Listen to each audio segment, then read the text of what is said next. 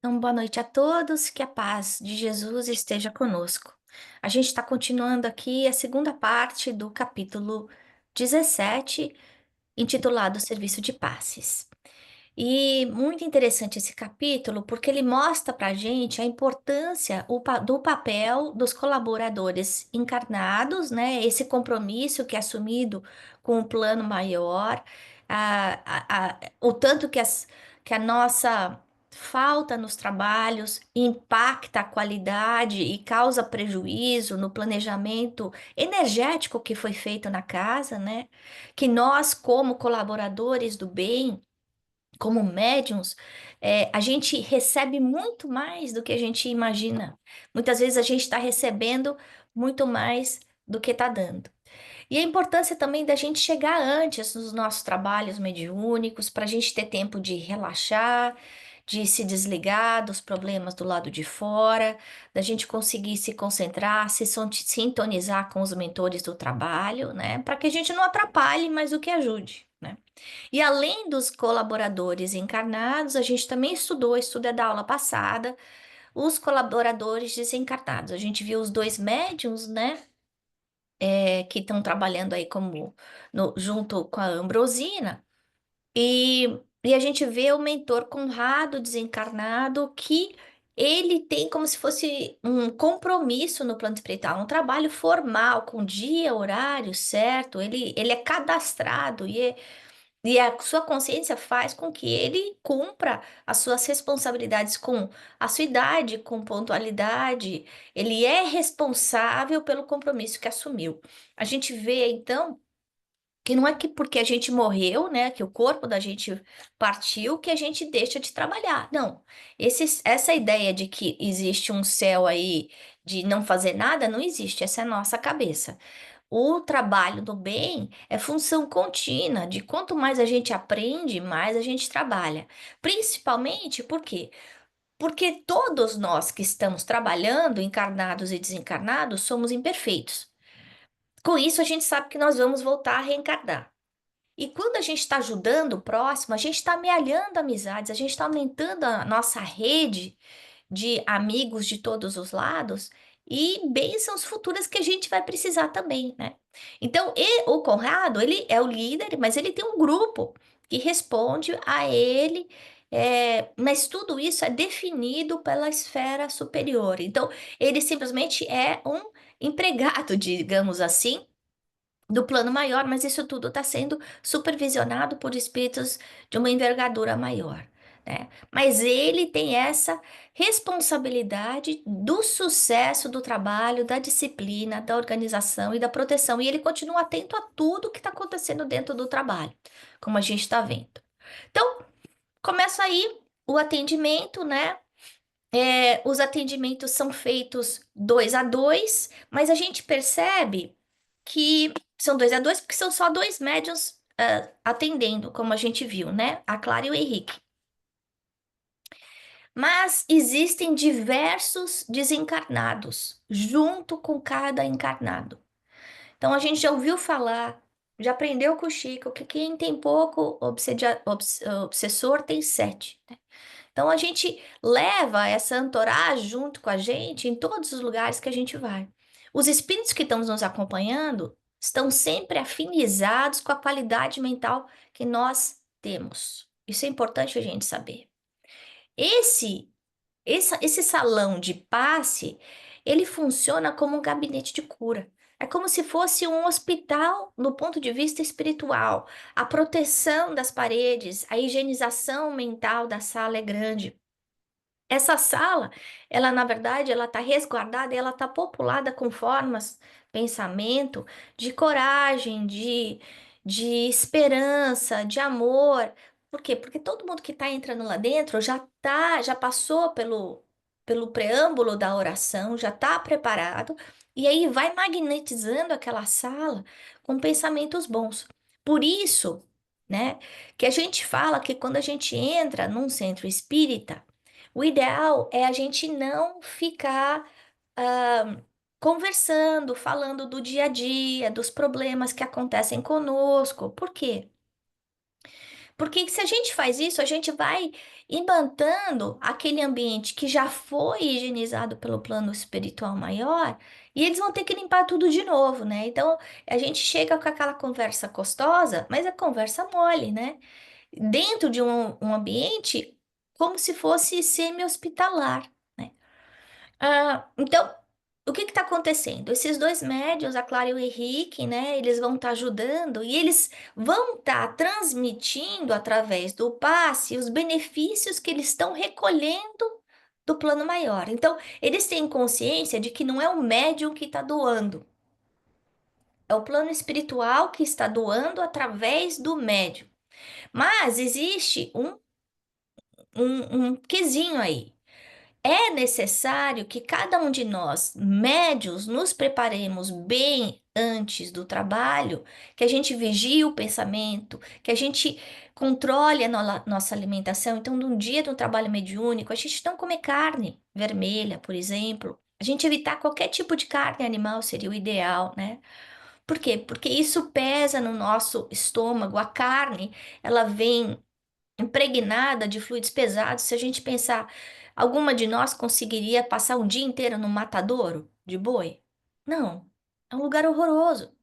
Então a gente tem que imaginar que essa carne que a gente está comendo, ela vem impregnada do sofrimento do bichinho antes de morrer. Que a maior parte dos matadouros são cruéis, né? Então no dia da nossa, do nosso trabalho mediúnico, a gente deve cuidar da nossa dieta física, da alimentação e da dieta moral, isto é, da qualidade dos pensamentos. Então, os médiums são dois médiums muito bons. A gente já viu que o Henrique, ele tem mais preparo, mais amadurecimento, né, do que a Clara. Mas existe essa humildade, esse amor, esse desejo de ajudar. Essa é a mediunidade com Jesus. A mediunidade com Jesus não é toma lá, dá cá. Eu vou dar passe na Lúcia porque eu tô sofrendo em casa, preciso trocar de carro, ou preciso de um emprego novo, ou meu filho tá doente. Não. A mediunidade com Jesus é a gente ajudar sem esperar nada em troca. É a gente ter certeza de que cada um de nós passa pelas suas dores e seus pendores e que nós precisamos auxiliar os outros assim como precisamos ser auxiliados. Então, os médiums têm que estar bem preparados, como a gente já falou, mas cada assistido, e eu vou repetir, cada um que vai tomar o passe, seja o passe virtual que a gente faz no nosso centro nas segundas-feiras à noite, ou o passe presencial, cada assistido vai receber de acordo com o seu preparo pessoal e o seu desejo de renovação mental. Isso não é a Ana falando, isso é André Luiz explicando pra gente. Então tem gente que pode passar 1 ano, 10 anos tomando passe e nada vai mudar. E aí, é porque o passe era ruim, porque o lugar era ruim? Não.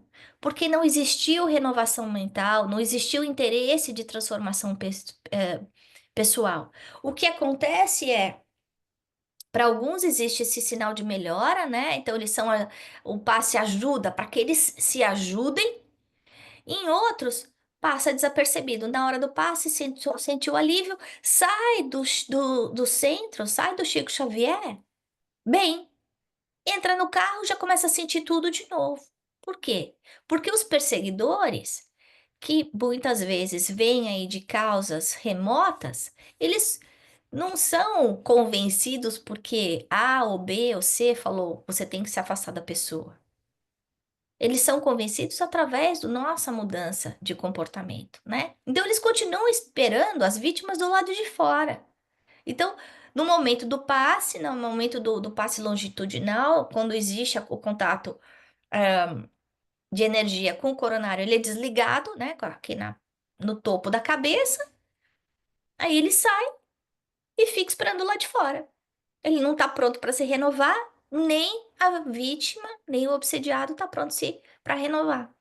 Então a gente vê que espíritos mais endurecidos que não desejam mudar vão estar aguardando lá de fora as suas vítimas, né? Claro, cada caso é um caso. Existem outros espíritos que continuam no centro recebendo ajuda, né? Bom, então vamos entender como é que funciona o passe. A gente, voltando um pouquinho antes, né? A gente já viu o que é o passe, que o passe magnético é uma transfusão de energias e tem um propósito terapêutico e espiritual. Então, é uma transfusão de energias positivas que vai ajustar as células espirituais e as células materiais dos nossos corpos, né?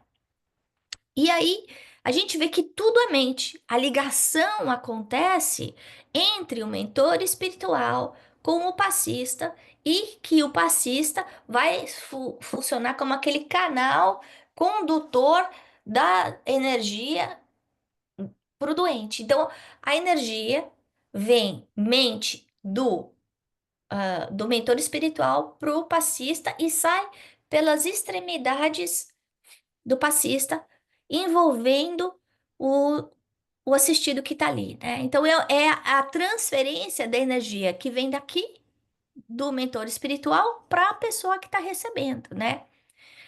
Os passes, eles são aplicados a pequenas distâncias. A gente não precisa encostar no assistido. Não há necessidade. Por quê? Porque são energias que estão sendo irradiadas das mãos dos passistas, que passam da cabeça indo para as extremidades, né?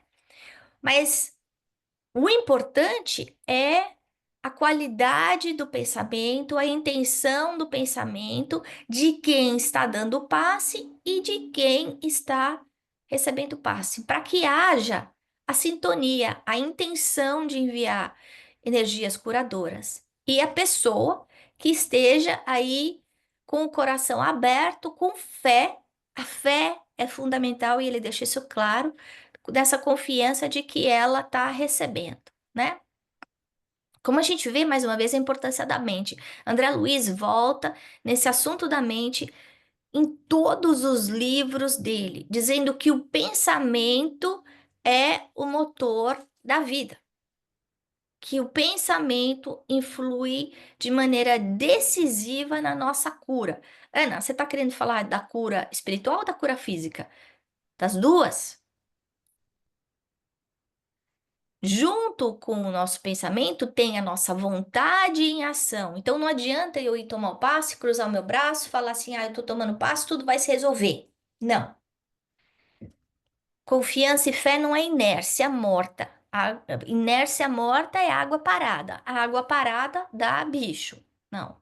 É exercício da vontade em ação. O que é que eu preciso mudar? E a gente segue aí nos ensinamentos de Jesus, né? Então, a gente vê a importância dessa sintonia entre o passista e o mentor e entre a pessoa que está recebendo a assistência e a vontade de ser ajudado. Jesus perguntava para cada um que queria ser curado: o que você quer de mim? Né? Eu quero ver, eu quero andar, eu quero ficar livre da lepra. Ele está perguntando para a gente o que você quer, Aline, o que você quer de estar aqui? Para que você está aqui? O que você quer de mim? E essa pergunta é importante porque muitas vezes a gente está doente e quer continuar doente. Porque é bom ser doente. Por que que é bom ser doente? Porque a gente fica na posição de vítima, de coitadinho, tem sempre alguém cuidando da gente. A gente não tem que tomar responsabilidade. Ah, tadinha. A hora que eu falo ah, tadinha, ou ah, tadinho, ou coitadinho, eu tirei a força daquela pessoa. Não, nenhum de nós tem um frio maior do que a gente aguenta. Eu vou repetir. Todos os sofrimentos que a gente passa são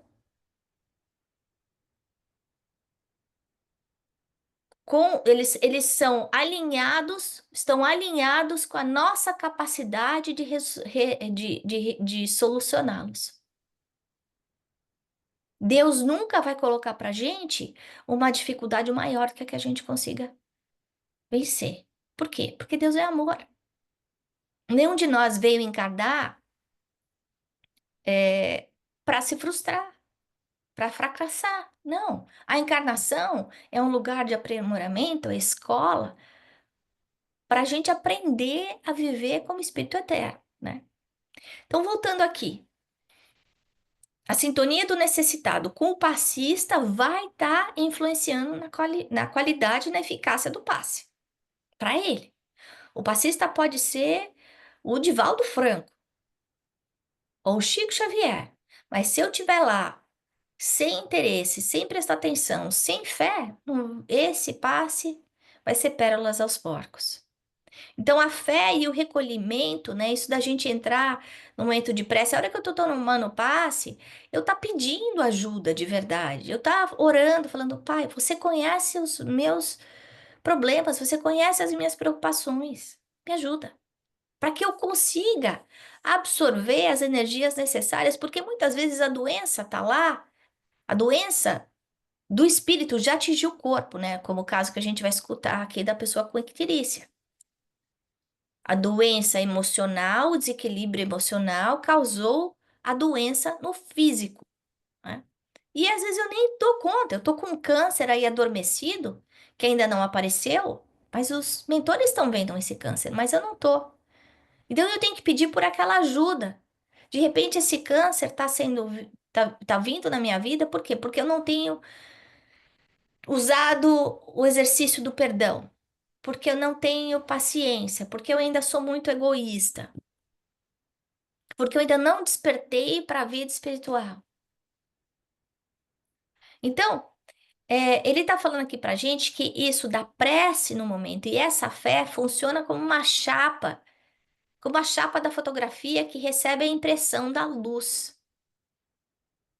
Então, a ideia é a gente usar a fé como a nosso guia de segurança, nossa fortaleza. Eu sei que eu estou sendo ajudado. Por quê? Porque Jesus falou: pedi e obtereis, batei se eu for usar. Então, não é dogmatismo. Isso é fé racional, né? Eu tô aqui para ser ajudado e eu vou ser ajudado. Então, os mentores, nesse caso que a gente tá estudando aí no livro dessa senhora idosa, a gente percebe que o plano espiritual faz o diagnóstico da icterícia. E aí o mentor explica: essa icterícia, olha só, não foi causada porque ela bebeu demais, porque ela comeu muito errado, porque a gente vê que ele fala que é uma senhora obesa, que mal tinha dificuldade de ficar em pé. Mas que icterícia foi causada, que vai gerar uma hepatite, por causa do descontrole emocional dela. Ela teve, aqui ele fala, um ataque de raiva. Terrível acesso de cólera em que a nossa amiga se envolveu no reduto doméstico. Redendo-se, desarvorada a irritação, adquiriu renitente hepatite, da qual a icterícia é a consequência.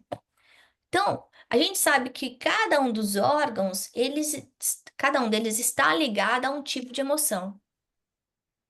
O fígado é a raiva, o pulmão é a mágoa, o rancor, a tristeza, os rins, o medo. Então, a gente vê que nesse caso, esse ataque de raiva envenenou o corpo físico dela. E o que será que acontece com a gente? Porque tá falando da moça, mas quem de nós pode falar, eu nunca tive um ataque de raiva? E que eu acho que é muito importante a gente ter esse entendimento que, que André Luiz não tá contando uma historinha pra gente, ele tá falando do dia a dia da gente. Exemplificando outras pessoas, para quê? Para que a gente aprenda através do exemplo dos outros, em vez da gente ter que passar por aquela dor, aquele sofrimento, né? Então, o resumo aqui é: falta de controle das emoções causa doença física. A gente sabe disso, quanta gente sabe. Quantas pessoas a gente conhece que teve um ataque de braveza e de repente tem um infarte ou tem um derrame, não é verdade? Todo mundo conhece alguém que passou por isso. Aí a médium é inspirada, ela dá o passe longitudinal, né? Aquele que começa na cabeça e termina no joelho, né?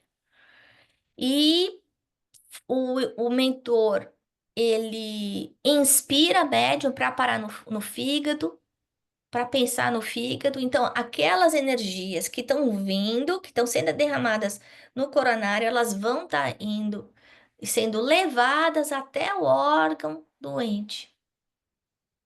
A pessoa se sente muito melhor com passe. Ela foi ajudada. E é interessante porque. E ela foi curada? Não. Por quê? Porque a cura demora tempo. A cura definitiva vai depender do esforço da senhora.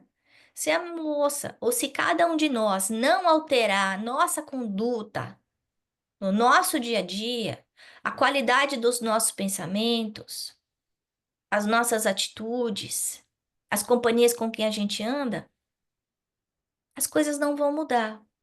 A mediunidade é uma bênção. Por quê? Porque essa transferência, a conexão que a gente tem com o plano maior, é uma ponte de amparo que a gente recebe do plano espiritual de Jesus.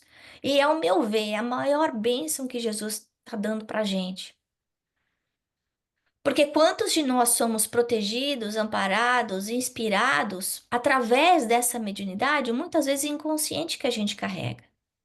Porque nem toda mediunidade é ostensiva e está madura, mas todos nós somos médiums, né? Quando a gente tem uma ideia, quando a gente pensa, não, em vez de eu pegar o caminho normal, eu vou fazer um caminho diferente hoje, por que será? Ou, eu me atrasei, saio 5 minutos depois, aí eu vejo que teve um acidente na estrada. Então, a gente vê que no papel da mediunidade com Jesus, né, no processo de caridade, esse médium, ele tem uma responsabilidade muito grande. Ele precisa o quê? Ele precisa estudar. Ele precisa estar preparado antes do trabalho, ele precisa ter feito a sua dieta mental. Ele precisa se ligar aos mentores, ele não pode chegar atrasado, ele não pode arrumar coisa melhor para fazer no mesmo dia. Aquele dia tem que ser um dia tranquilo. Eu acho que até o ideal é que o trabalho mediúnico seja de manhã, né? Porque os mentores começam a trabalhar com a gente desde a noite anterior. Muitas vezes os assistidos trazem casos tão complexos que os mentores nos levam até o encontro daqueles que vão ser ajudados para que já comece o tratamento no plano espiritual. É muito normal o médium encarnado ser levado no plano espiritual durante o sono para um serviço mediúnico de atendimento, antes ou depois, né? E a gente viu isso acontecendo nesse livro mesmo. Lembra do Libório? Que aconteceu, não é? A Celina foi levada até o plano espiritual para ajudar o Libório, né? Então, existe necessidade da vontade, do esforço, do estudo, existe da necessidade da fé. Cada um vai receber de acordo com o seu merecimento, sua dose de fé, mas as bênçãos estão aí disponíveis para todos e são infinitas, né? Então, a gente só precisa botar o nosso plug na tomada. Colocou o plug na tomada, a gente vai estar resolvendo, a gente vai estar recebendo a ajuda necessária, né? E essa mediunidade, ela vem de cada um. Aqui a André Luiz está contando pra gente, ela difere de pessoa para pessoa. Então, da mesma forma que a gente tem uma identidade pelo nosso polegar, a nossa mediunidade é a mesma coisa. Cada um de nós traz aí múltiplas personalidades. Por quê? Porque nós já vivemos muitas vidas em muitos lugares e trazemos as nossas qualidades, os nossos defeitos, as nossas mazelas, e isso tudo, o nosso currículo espiritual vai influenciar na qualidade da nossa mediunidade, né? Então, as faculdades medianímicas podem ser idênticas em pessoas diversas, entretanto, cada pessoa tem a sua maneira particular de empregá-las. Então, de acordo com o nosso estado mental, nosso esforço, nosso estudo, de repente, duas pessoas têm o mesmo tipo de mediunidade, por exemplo, de psicofonia, mas vão estar colaborando com o plano espiritual de maneira muito diversa, dependendo da atitude de cada uma delas, né? Da mesma forma que a gente não é a mesma pessoa todos os dias, que a gente não se comporta da mesma forma em todos os ambientes, isso acontece com a nossa mediunidade também, né? A gente traz o nosso potencial íntimo, a gente filtra aquela mensagem que está vindo do plano espiritual maior, aquela doação que está vindo do plano espiritual maior, de acordo com a nossa capacidade. Então, a mensagem, a energia vem pura e eu tenho que tentar ser aquele vaso puro na hora do passe para auxiliar da melhor maneira possível. Então, concluindo aqui, O passe, ele é recurso de energia que vai estar alterando o corpo físico e o corpo espiritual. A cura tem que vir do lado espiritual. Por quê? Porque se eu curar o físico e não curar o lado espiritual, a doença vai voltar. O lado espiritual está diretamente ligado com a mente do assistido. Com a renovação do pensamento, tudo vai melhorar. Então é como se a gente trocasse de óculos, né? Então é aqui, eu tenho um óculos aqui do lado, esse aqui só tem o grau de leitura. Eu só consigo enxergar o computador, mas se eu olhar para o do lado de fora, eu não vou conseguir enxergar nada. Ou eu posso escolher uma lente escura e a gente vai escolher qual óculos a gente quer. O lado de fora não vai mudar. Por exemplo, se eu botar esse óculos aqui e meu filho aparecer lá atrás, eu não vou enxergar ele. E não é que ele não tá lá, é que eu não estou enxergando porque eu tenho miopia.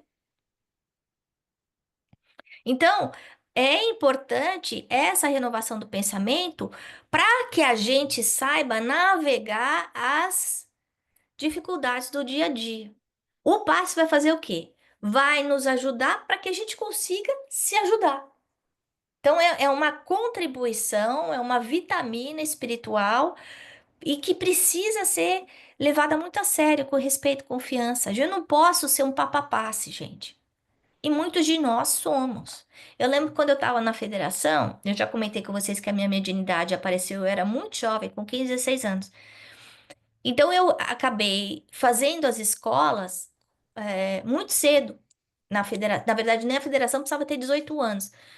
Mas a minha mãe conhecia algumas pessoas que eram dirigentes de outros centros e eu acabei começando os meus cursos em outros centros antes de terminar os meus cursos na federação, Espírita de São Paulo. E aí, logo, eu já comecei a dar passe, trabalhar no passe. Assim que eu me equilibrei. E eu me lembro de uma pessoa que eu sempre via tomando passe, sempre tomando passe. E eu lembro do rosto dessa pessoa. E ela sempre com aquela cara de, ai meu Deus, desequilibrada. E uma vez eu perguntei pra ela, tá tudo bem? Ela tava tão assim. Ela ia toda semana tomar passe, gente, toda semana. E passe é remédio, não tem que tomar toda semana. A gente não toma aspirina toda semana. A gente não toma Advil todo dia. O passe não precisa disso. Passe físico. E aí eu perguntei, tá tudo bem? Ele disse, ah, esse passe aqui não funciona pra nada. Tem 10 anos que eu venho tomar passe aqui e continuo do mesmo jeito. O que que você responde pra uma pessoa dessa? Além de sinto muito. Quer dizer que durante 10 anos ela escutou palestra, durante 10 anos ela recebeu essa ajuda e nada mudou. O plano espiritual fala que no caso dos passos de desobsessão, diferente desse passe aqui, o máximo de vezes que eles deixam são 10 vezes.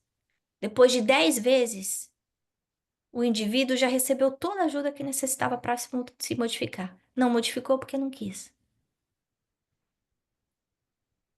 Então, é um recurso de amparo. Esse recurso do passe, ele é tanto para encarnado quanto é para desencarnado.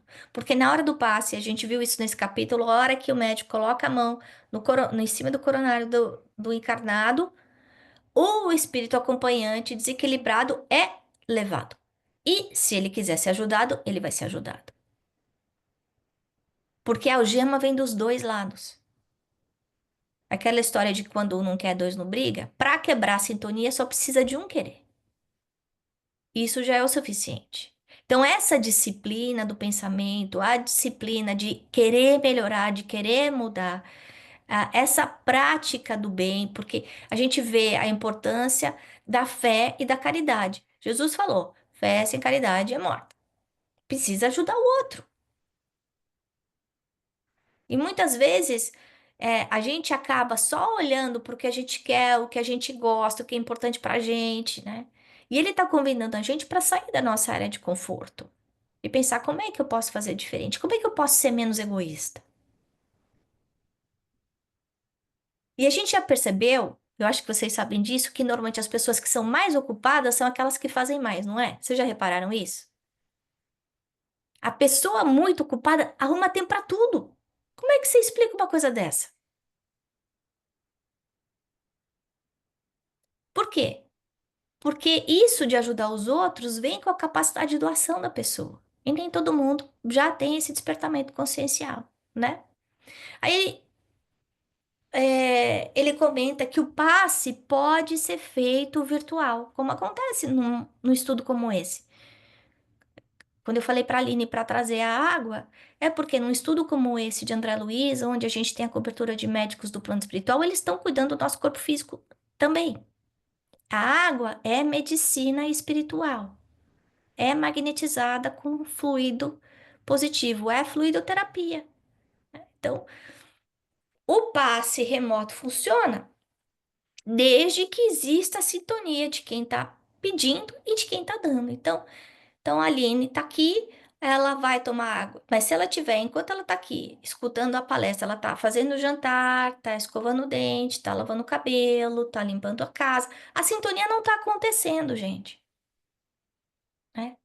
Então, quando existe esse ciclo fechado da sintonia, a gente vai estar recebendo ajuda. Mas a dificuldade é que quando a gente está fazendo remoto, é muito mais difícil a gente estar atento, né? Por isso que a gente sempre convida as pessoas a deixarem a câmera ligada quando estiverem fazendo qualquer tipo de estudo. Então, vamos ver.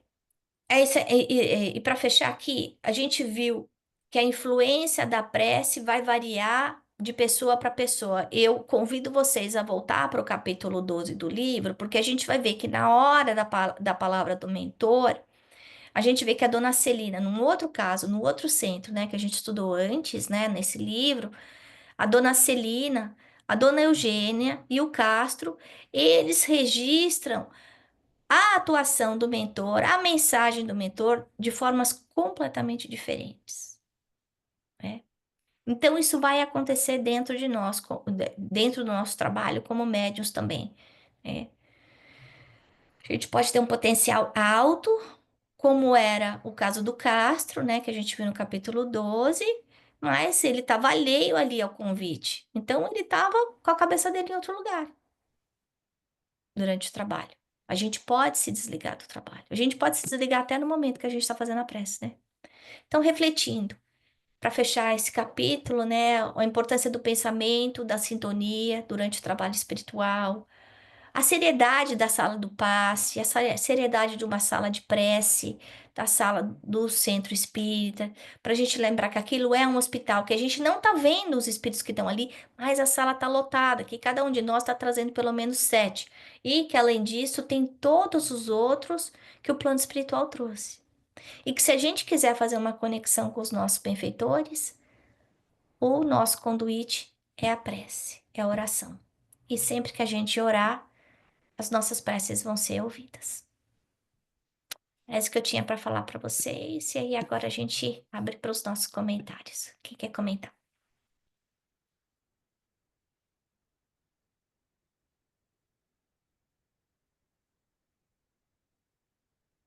Eu achei interessante, né, esse negócio do passe, a gente perceber a atuação no corpo físico, porque a gente na doutrina espírita a gente fala, nunca dispense o tratamento médico, né? Se possível, faça um atendimento psicológico. Porque tudo é complementar. Então, não é para eu achar que a água fluidificada vai resolver o meu problema físico, eu não preciso mais ir no médico tomar meu remédio. Não, não é isso que a gente está falando.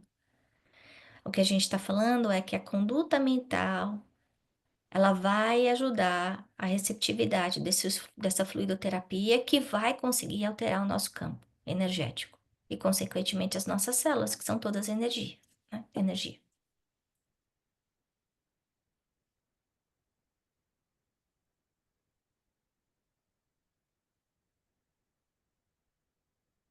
Ninguém quer comentar nada?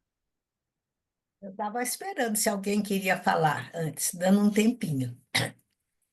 Posso Vamos lá. falar? Claro.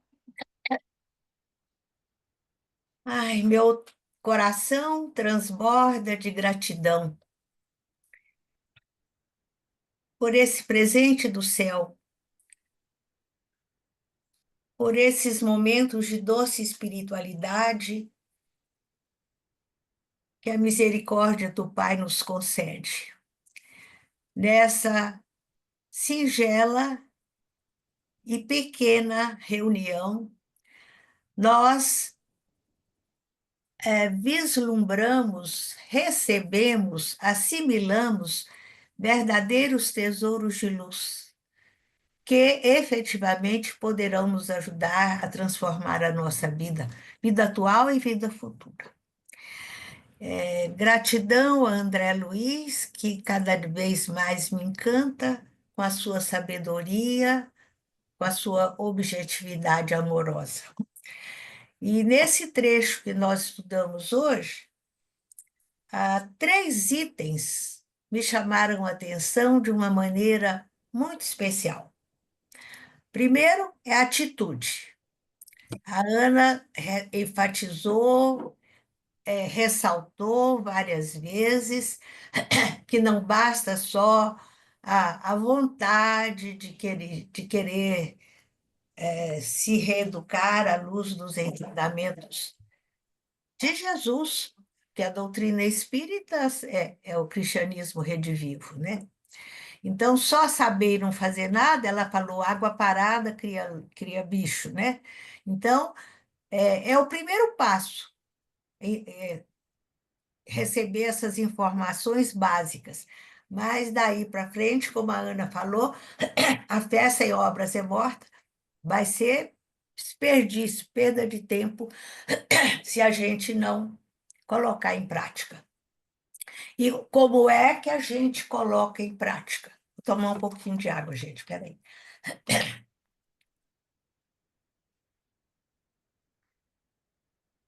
É com a reforma íntima. Reforma íntima é um conceito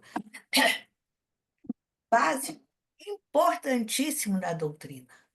Eu acredito que vocês já ouviram falar em reforma íntima, que, na verdade, significa reeducação de nós mesmos, reformulação da nossa escala de valores de vida. É o que Jesus falou, é aquele esforço, aquele trabalho disciplinado para deixar de ser o homem velho e se transformar no homem novo, né? O segundo item que chamou muito a minha atenção e mexeu com o meu coração é a importância do estudo. Como é que eu vou mudar? Como é que eu vou reavaliar? Como é que eu vou reformular? Se eu não estudo, se eu não entendo, se eu não identifico o que é certo e o que é errado. Então, nós não podemos deixar de estudar. Não só as obras básicas da codificação, como as obras paralelas maravilhosas que existem na doutrina espírita. O que quer dizer obras paralelas? Os livros de André Luiz, os livros de Emmanuel, os livros de Joana de Ângeles e outros tantos tesouros colocados ao nosso alcance. E o último item que sacudiu, despertou a minha consciência foi a nossa responsabilidade em relação a criar um mínimo de receptividade nesses momentos em que a gente está interagindo com o plano espiritual. A Ana falou disso também com muita clareza. Ir ao centro, não prestar atenção na palestra, tomar o passe, sem valorizar o passe, toma dúzias, quilos de passe, sem raciocinar na dinâmica, no mecanismo dessa transfusão de energias positivas e luminosas. Então, quando eu sei que naquele momento espíritos de luz, espíritos mais evoluídos do que eu, estão cuidando de mim, o mínimo que eu posso fazer, com muita humildade, é criar um clima de receptividade, criar no meu mundo íntimo aquela terra boa para que aquelas sementes de luz possam florescer. E aí, como é que a gente faz isso? Pedindo a Deus. Ilumina a minha mente, ilumina o meu coração, fortalece a minha vontade, me dá coragem, me dá esperança, enfim, lucidez. A gente está firme na rogativa. E quando a gente está assim, a gente recebe tanto presencialmente como à distância. A Ana fez referência também aos tratamentos feitos à distância. Na federação, nós temos todos os dias da semana, em vários horários, reuniões semelhantes a essa, misto de estudo e de atendimento de cura, para atender todos os nomes que são enviados para casa diariamente. Agora, quando a gente manda esse nome, a gente recebe uma resposta, informações básicas, que a própria federação organiza para nos esclarecer. E diz: todo dia nós vamos fazer o atendimento para você às 9 horas. Então, às 9 horas, na sua casa, para o que você estiver fazendo e liga. Estabelece a sintonia. Eu com a equipe espiritual que está cuidando de mim. Para eles não chegarem e me encontrarem vendo televisão, passeando, fazendo ginástica, completamente fora de sintonia. Então, a gente pede, eles ajudam, mas a ajuda, para ser completa, tem que ter esse circuito fechado de quem está pedindo, com quem está dando, né? É preciso de muita cautela, muita responsabilidade, porque se a gente não leva a sério, além da gente não receber o que a gente está precisando, a gente está se endividando. A doutrina é muito clara nisso. Ela diz que nós somos responsáveis pelo mal que fazemos e também pelo bem que deixamos de fazer. Esse bem, às vezes, é para mim mesmo.